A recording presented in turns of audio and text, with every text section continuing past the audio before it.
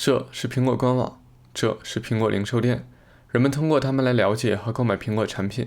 这是苹果官网的分页，这是苹果零售店的一隅，它们承载的是苹果的一个被很多人忽视的产品生态——教育。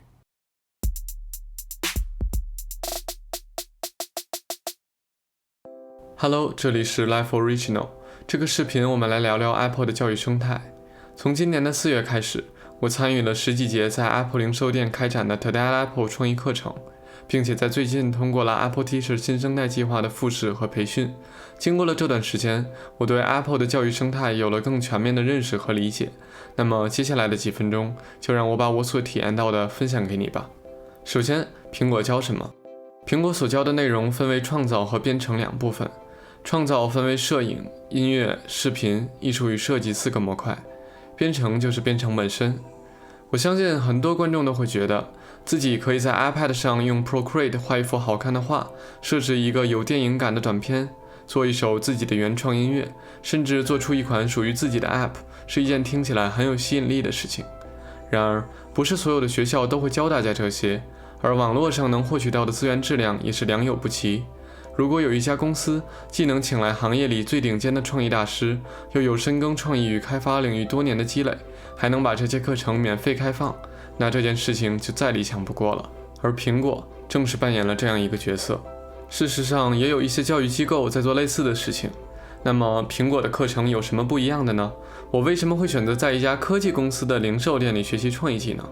首先，课程的质量很高。好的课程与好的讲师和学习环境密不可分。说到讲师， Apple 强大的创作者号召力我们有目共睹。在互动坊的某一把椅子坐下，你面前的可能是在故宫负责拍摄文物的摄影师，国家1级京剧演奏员，为多位著名歌手制作编曲的专业制作人，毕业于名校的独立艺术家，开发的 App 被 App Store 编辑推荐，曾对话 Apple 副总裁的 iOS 开发者。这些人可能在我们的生活中只能通过网络了解，但是在 Today at Apple， 他们会站在你的面前，并向你传授他们的独门绝学。相信我，与创作者在社交媒体上互动，和听创作者站在自己的面前系统地讲上90分钟，是截然不同的2种体验。举个例子，我经常看到有人在摄影师发布的新照片底下评论：“老师，你是怎么调色的？”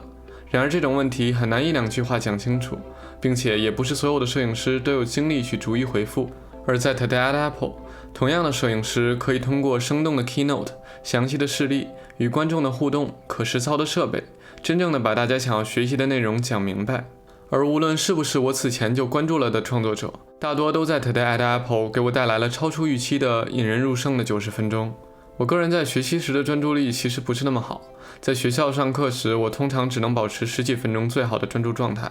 但是在这里，90分钟的课程，我几乎是从头专注到尾的。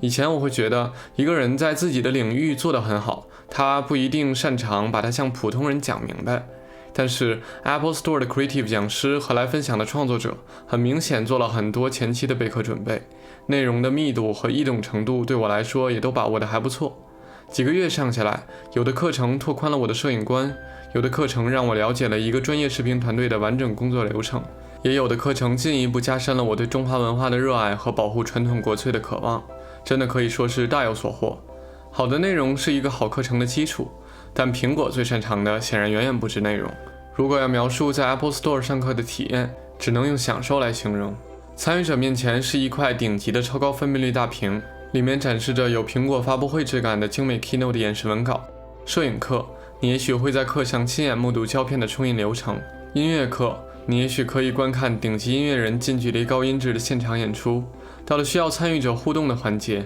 每个人手里都会有一部最新款的 iPad Pro， 预装了 Procreate 和酷乐队等，并在需要的时候配有 Apple Pencil 和耳机。如果不是亲身体验，很难相信这种未来教室是如今就可以在 Apple 的零售店体验到的。别忘了，这一切完全免费，甚至不需要事先拥有任何苹果设备。说到不需要事先拥有苹果设备，出乎我意料的，来上课的人也有许多年纪比较大的用户，他们其中一些人可能都还没有听说过课程所需软件的名字，因此跟上课程的进度还是有些吃力。但是你可以看到 Apple 店员总是会耐心的手把手的带着他们创作。当某个想要提问的人因为有些害羞，台上的创作者听不清他说话时，几秒内总是会有店员把麦克风递上来，有行动不便或者需要助听设备的观众，店员也会第一时间为他提供所需要的帮助。这种人文关怀是我看到苹果一直在坚持和践行在每个细节上的。当你看到热爱音乐的店员牵着他的导盲犬，和朋友一起为大家献歌一首，相信我，你也会被打动。高质量、低门槛、极致体验与人文关怀 ，Today at Apple 几乎满足所有好课程的标准。当然，以上主要讲到的是线下课程，这只是 Apple 教育生态的一部分，还有线上的 Today at Apple 以及 MyCoach 和 Apple Teacher 新生代计划，覆盖 Apple Store 无法覆盖到的非一线城市。你还可以在苹果官网下载人人能创造和人人能编程的电子书，这些完全免费的可交互书籍，可以让你轻松入门音乐、绘画、摄影、编程。苹果也在与越来越多的高校合作，通过 Apple 的创新技术改变校园体验或助力学术研究。而我们相对熟悉的，每年的开学季 ，Apple 也会为学生提供优惠价格并附送耳机。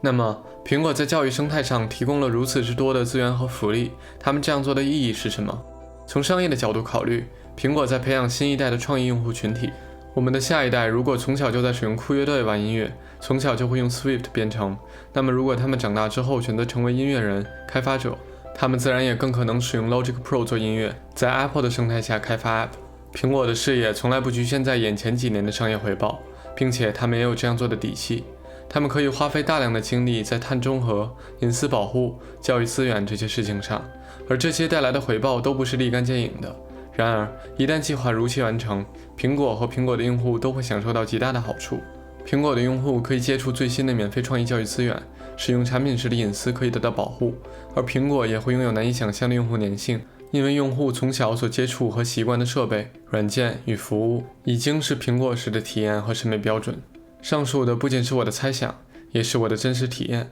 从5-6年前开始接触 Swift 和酷乐队的我，现在很多音乐制作软件的界面、开发平台的体验已经让我敬而远之。我习惯了 Xcode 和 Logic， 也愿意用它们创作。我是如此，我们的下一代更可能如此。而抛开苹果对用户粘性的考量，重视教育本身也是大企业的社会责任感的体现。教育对社会的意义是十分重大的。从1978年 ，Apple 就已经开始为让电脑出现在教室而努力了。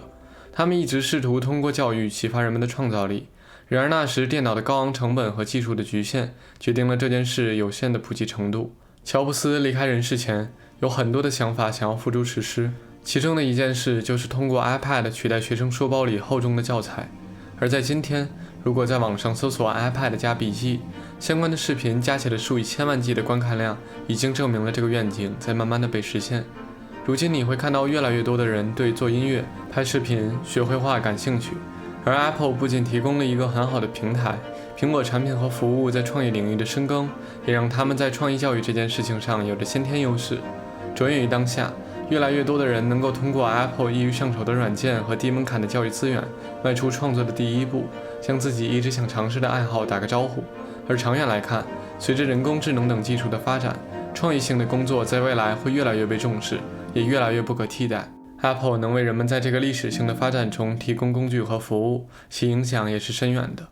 教育是伟大的促进平等的工具，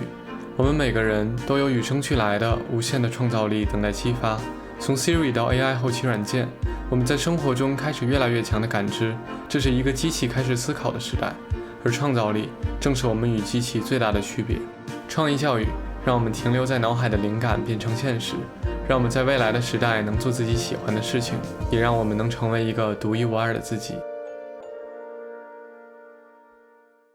OK， 这就是本视频的全部内容了。如果你觉得这个视频让你有所收获，请通过3连转发让它被更多人看到，谢谢你。最后别忘了点一下关注，这样你就能在未来看到更多的优质创作。这里是 Life Original， 我们下期再见。